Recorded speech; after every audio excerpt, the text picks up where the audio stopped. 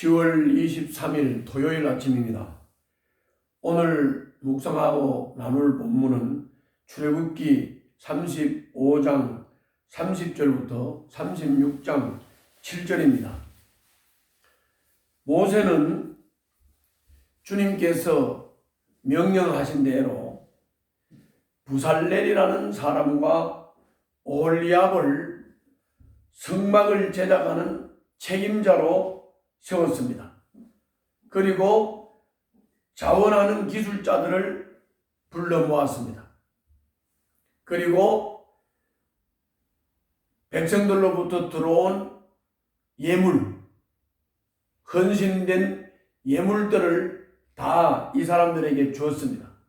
그리고 이 사람들은 이걸 가지고 이제 실제 성막을 제작하고 세우기 시작했습니다. 그런데 이미 들어온 재료를 가지고 제작에 들어갔는데 아침마다 백성들이 또 예물을 계속 가지고 왔습니다. 그래서 사람의 심리라는 것은 계속 가져오면 욕심이 들어가서 이걸 받아가지고 자기들이 챙기든지 이렇게 하는 게 인간의 그 욕심이고 본성 아닙니까?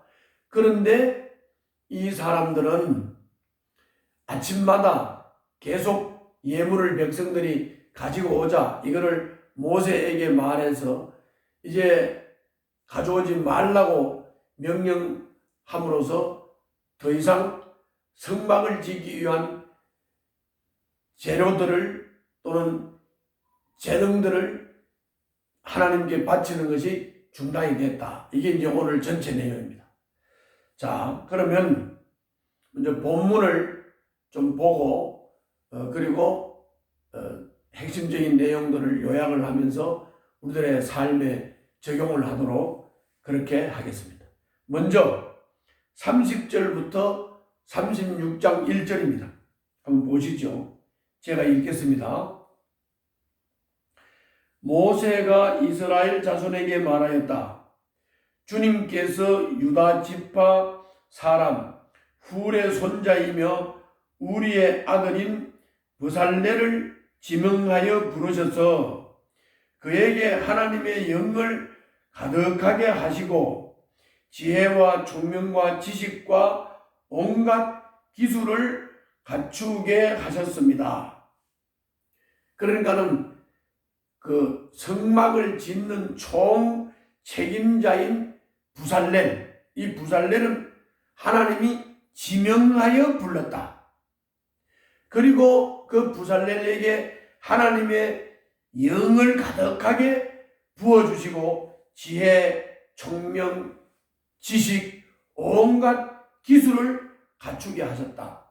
하나님이 그렇게 하셨다는 거예요. 자, 계속 읽겠습니다. 그래서 그는 여러 가지를 생각해내어 그 생각해낸 것을 금과 은과 노수로 만들고 온갖 기술을 발휘하여 보석을 깎아 물리는 일과 나무를 조각하는 일을 하게 하셨습니다. 또한 주님께서는 그와 단지파 사람 아히사막의 아들 오홀리압에게는 남을 가르치는 능력도 주셨습니다. 이제 부살렐이 총책임자라면 오홀리압은 부책임자입니다. 그래서 이 오홀리압에게도 이렇게 하나님의 영을 부어주시고 지혜, 총명, 그리고 기술, 그리고 지식을 부어주셨을 뿐만이 아니라 오홀리압에게는 가르치는 능력까지 주셨다. 그래서 이제 일하러 오는 사람, 재능을 가지고 성막을 만들기 위해서 재능 기부를 하고 일하러 오는 사람, 이 사람들을 이게 가르치고 지도하는 이 재능을 또 은사를 오홀리압에게 주셨다. 그런 얘기입니다. 계속 읽겠습니다. 주님께서는 그들에게 기술을 넘치도록 주시어 온갖 조각하는 일과 도안하는 일을 할 수 있게 하시고 청색실과 자주색 실과 홍색 실과 가는 모시실로 술을 놓아 짜는 일과 같은 모든 일을 할 수 있게 하시고 여러 가지를 고안하게 하셨습니다. 그러므로 브살렐과 오홀리압과 기술 있는 모든 사람 곧 주님께서 지혜와 총명을 주셔서 성소의 제사에 필요한 모든 것을 만들 줄 아는 사람들은 모든 것을 주님께서 명하신 대로 만들어야 합니다. 그래서 브살렐은 총책임자, 오홀리압은 부책임자, 그리고 지식 있는 모든 사람들, 이 사람들이 성막을 제작을 하는데 이것은 하나님이 명령한 대로 해야 된다. 하나님 명령한 대로 하는데 이제 이 자기들의 기술과 하나님이 주신 지혜를 가지고 이거를 고안해내고 만들고 맞추고 이런 거를 다 하게 하셨다. 이런 얘기입니다.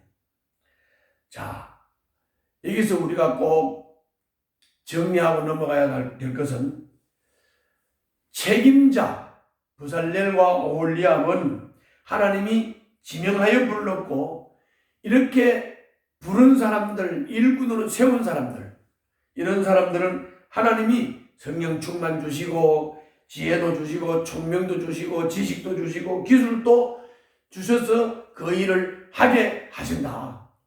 그러므로 여러분들 교회 공동체를 섬길 때 자꾸 내가 무슨 기술이 있다, 기술이 없다, 나는 능력이 없다, 자꾸 이렇게 발을 빼지 말고 내가 헌신된 마음을 주께 드리고 내가 교회 공동체를 위해서 일을 하겠습니다, 섬기겠습니다, 헌신하겠습니다, 이렇게 마음을 드리면 하나님께서 성령 충만 주시고 기술도 주시고 지혜도 주시고 총명도 주시고 그래서 은사를 주시고 재능을 주셔서 교회 공동체를 잘 섬겨서 교회 공동체를 부흥하게 만드신다.